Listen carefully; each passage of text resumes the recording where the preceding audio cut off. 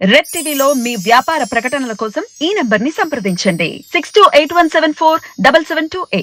Hi viewers, welcome to our channel. ప్రస్తుతం మనతో పాటు ప్రముఖ పొలిటికల్ అనలిస్ట్ కృష్ణ కుమార్ గారు ఉన్నారు. వారితో ఒకసారి మాట్లాడదాం. మేడం నమస్కారం. మేడం ఇప్పుడైతే వాలంటీర్ వ్యవస్థ యొక్క సిమ్ కార్డులు కట్ చేయడం ఎందుకు కట్ చేస్తున్నారు? మరి దీనివల్ల నష్టం ఏమన్నా ఉందా జగన్మోహన్ రెడ్డి గారికి?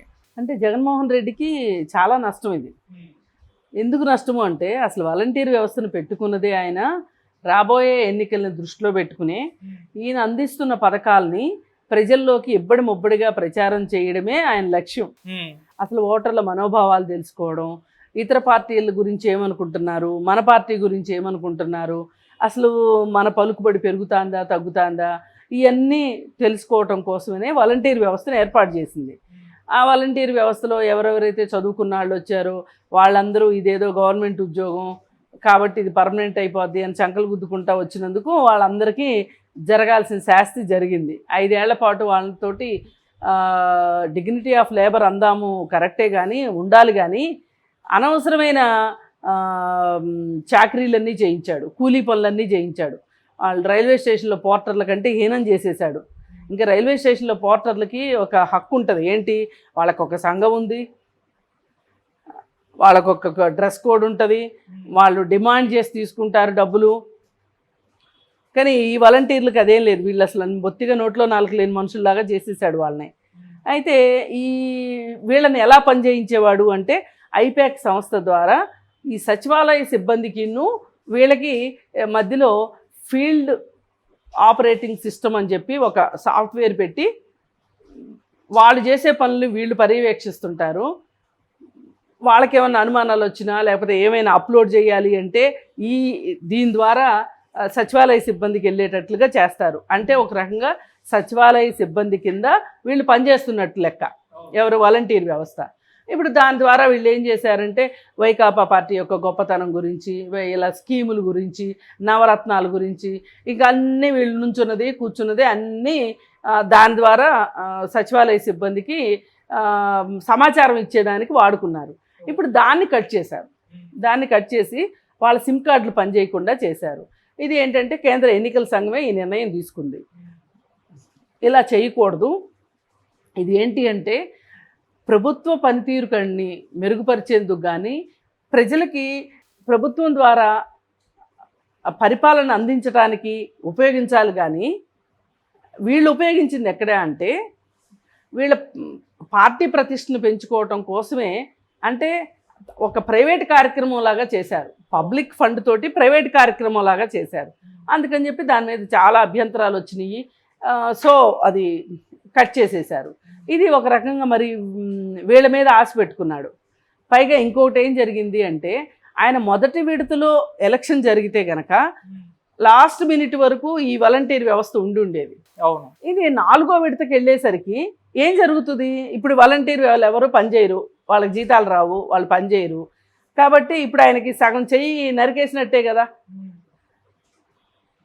అది జగన్మోహన్ రెడ్డికి నష్టం. కానీ రూల్స్ ప్రకారం వెళ్ళాల్సిందే. ఎన్నికల కమిషను ఎన్ని మనకు అర్థం కాకుండా మనకు తెలియకున్నా ఎన్ని నిబంధనలకి విఘాతం కలిగించినా కానీ ఇలా బయటికి కనిపించే విషయాల్లో మటుకు ఎంత జగన్మోహన్ రెడ్డి అంటే ఇష్టం ఉన్నా కానీ చేయలేరు కదా. Right madam. మేడం ఈ సిమ్ కార్డులు కట్ చేశారు, ఓకే. మరి ఇప్పుడు చూసుకుంటే ఎలక్షన్ కోడ్ అమల్లోకి వచ్చాక పొలిటీషియన్స్ బొమ్మలు ఉంటాయి కదా, వాటి మీద ముసుగులు వేసేస్తూ ఉంటారు. మరి జగన్మోహన్ రెడ్డి గారు చూసుకుంటే ప్రతి డెత్ సర్టిఫికేట్ పైన కూడా ఆయన బొమ్మ ఉంటుంది, ప్రతి సర్టిఫికేట్ల మీద ఆయన బొమ్మ వేసుకున్నారు. మరి దీనికి ఎట్లా, మరి మీ ఒపీనియన్ ఏంటి దీనిపైన?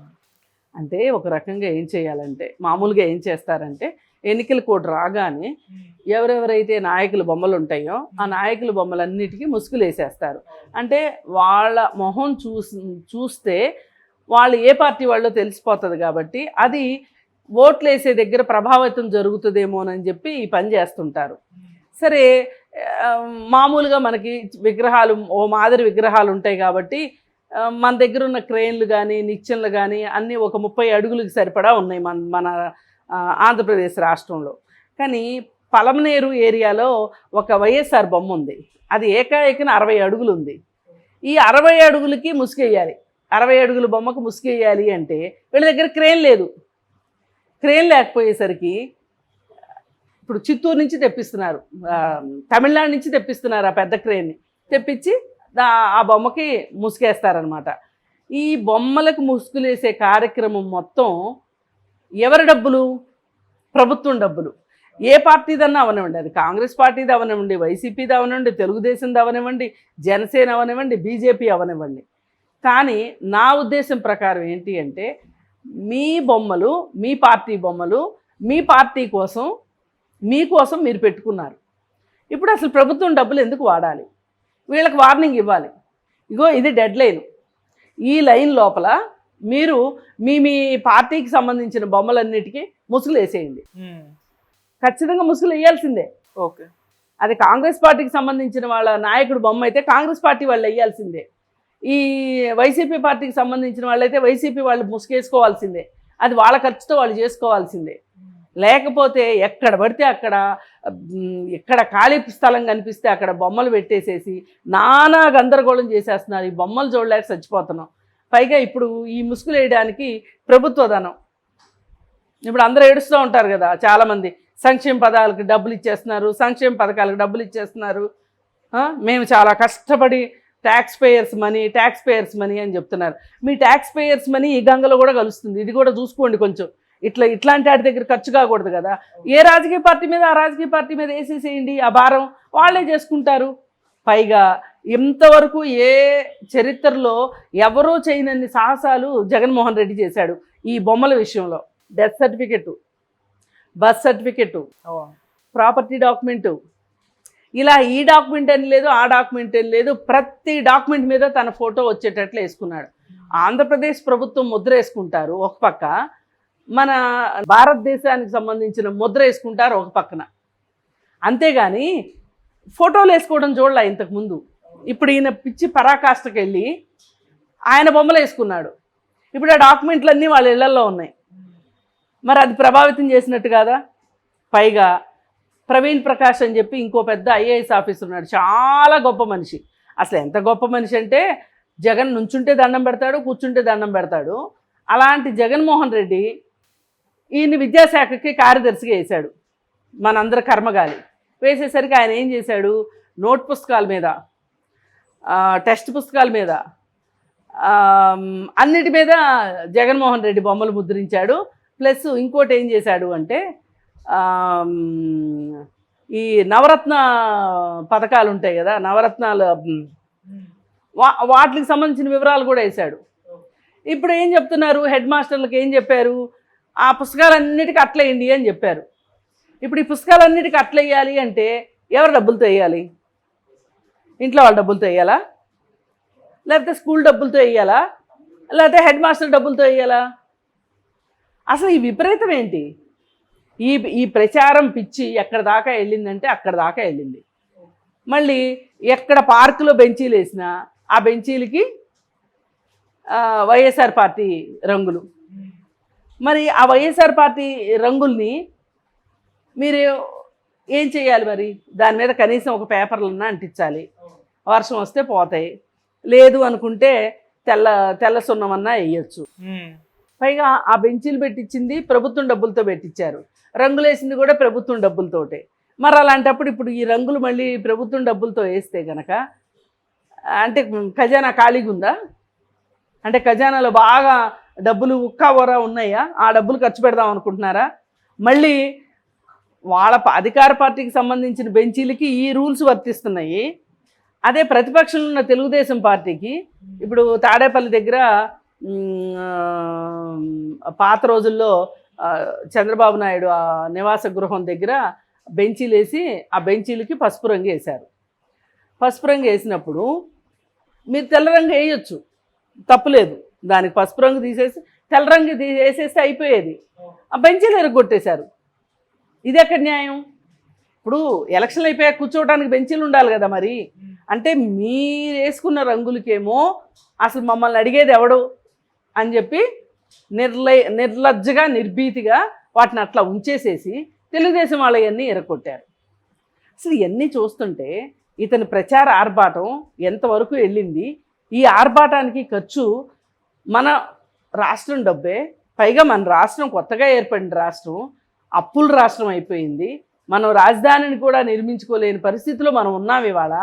ప్రజలందరూ అష్ట కష్టాలు పడుతున్నారు. పైగా నీ పథకాల పేరుతోటి నువ్వు జగనన్న గోరుముద్ద అనే పథకం ఉంది కదా, ఆ జగనన్న గోరుముద్ద అనే పథకానికి సంబంధించి ఆ ఫుడ్ అది ఇస్తూ ఉంటారు పిల్లలకి.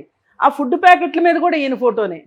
ఇప్పుడు మధ్యాహ్న భోజనంలో పిల్లలకి చిక్కీలు ఇస్తారు, ఆ చిక్కీ ప్యాకెట్ల మీద కూడా ఈయన పేరే, ఈయన బొమ్మ ఈయన పేరే.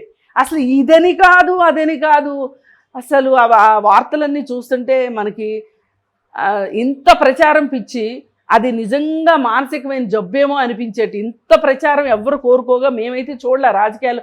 ఇంతమందిని రాజకీయ నాయకులను చూసాం కానీ అసలు అది చంద్రబాబు నాయుడు చేసిన తప్పే, జగన్మోహన్ రెడ్డి చేసిన తప్పే, ఎవరు చేసినా తప్పే. అసలు మీరేంటి చరిత్రలో శాశ్వతంగా నిలబడిపోదాం అనుకుంటున్నారా? ఎందుకు అసలు మీ పేర్లు ఎందుకు పెట్టుకోవాలి ఇట్లా? పోనీ మీకు అంత కీర్తి కండుగుతుంటే మీ సొంత డబ్బులతో పెట్టుకోండి. గవర్నమెంట్ ఖజానా డబ్బులు ఎందుకు? ఇట్లా చెప్పుకుంటూ పోతే అధికార దుర్వినియోగం ఎంతలాగా చేశాడు జగన్మోహన్ రెడ్డి అంటే, ఈయన ఏదో ఒక 100 సంవత్సరాల పాటు ఈ భూమి మీదే ఉంటాడు, ఈ 100 సంవత్సరాల పాటు ఆయనే పరిపాలిస్తాను అనేంత ధీమాతోటి అధికార దాహంతో చేసిన పనులే తప్పితే వేరేగా ఏం కాదు. అసలు ఇట్లాంటి వాటన్నిటికీ ఖర్చు మొత్తం జగన్మోహన్ రెడ్డి వ్యక్తిగత ఖాతాలో నుంచి లేదంటే వైసీపీ పార్టీ ఖాతాలో నుంచి ఖర్చు పెట్టించాల్సిందే తప్పితే ప్రభుత్వ డబ్బులు వాడటానికి వీలే లేదు. ఇప్పుడు ఆ 60 అడుగుల విగ్రహానికి ఒక ముసుగు వెయ్యాలి అంటే ఎంత ఖర్చు అవుతుంది? అవును. అసలు ప్రైవేట్ స్థలాలను లేదు, ప్రభుత్వ స్థలాలను లేదు, ఎక్కడ పడితే అక్కడ విగ్రహాలు పెట్టేసి మీరు చరిత్రలో చిరస్థాయిగా నిలిచిపోదాం అనుకున్నారు. కానీ రేపు ఒక్కసారి మీరు ఎన్నికల్లో ఓడిపోయిన తర్వాత, ఇప్పుడు కేసీఆర్ కూడా అట్లాగే అనుకున్నాడు ఇక్కడ. ఇప్పుడు కేసీఆర్ పరిస్థితి ఏంటి? ఒక్కొక్కరు వేళ్ల సందులోంచి ఇసుక జారిపోతున్నారు కదా. రేపు ఆంధ్రాలో అదే పరిస్థితి కూడా అంతే. ఒక్కసారి అధికారం పోతే తెలుస్తుంది వీళ్ళకి. వీళ్ళు బస్ స్టాండ్లో కుక్కల కంటే హీనం అయిపోతారు. వీళ్ళ బతుకులు అంతా హీనం అయిపోతాయి వీళ్ళ బతుకులు. అందుకని అధికారం వచ్చింది అన్నప్పుడు కొంచెం అన్న ఒళ్ళు దగ్గర పెట్టుకోవాలి, కొంచెం విఘ్నత ప్రదర్శించాలి. నిజంగా అసలు ఇంత చిన్నపిల్లల దగ్గరికి మనం ఇంత ఇదిగా రాజకీయాలు చేరవేయాలా? స్కూల్ పిల్లల దగ్గర, స్కూల్ నోటు పుస్తకాల దగ్గర. ఆయన ఐఏఎస్ చదువుకున్నాడు కదా, ఆ ప్రవీణ్ ప్రకాష్ అన్న అతను ఏమి అసలు బుర్ర బుద్ధి ఉన్నట్లేనా? అంటే స్వామి భక్తి ఉండొచ్చు కానీ మరి ఇంత స్వామి భక్తి అసలు ఆయన జీతంలో నుంచి కూడా కట్ చేయాలి. నన్ను అడిగితే ఆయనకు వచ్చే రిటైర్మెంట్ బెనిఫిట్స్ని కూడా కట్ చేయాలి.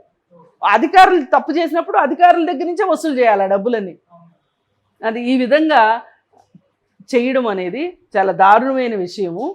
ఏది ఏమైనా వాళ్ళ సిమ్ కార్డులు కట్ చేయడం మట్టుకు ఈ మొత్తంలో చాలా బాగా ఉంది. పైగా ఇది ఒక జగన్మోహన్ రెడ్డి అధికార దాహానికి ఇది ప్రతిబింబిస్తుంది. కాబట్టి ఎంత నువ్వే రావాలి అనుకున్నా ప్రజలు నిన్ను తిరస్కరించే స్థాయికి వచ్చారు. దీన్ని మట్టుకు ఎవరు ఆపలేరు. అది ప్రజాగ్రహం కదా. ఎవరి అనుగ్రహం అయితే నువ్వు కావాలనుకున్నావో వాళ్ళ ఆగ్రహానికే గురైపోయావు నువ్వు ఇవాళ.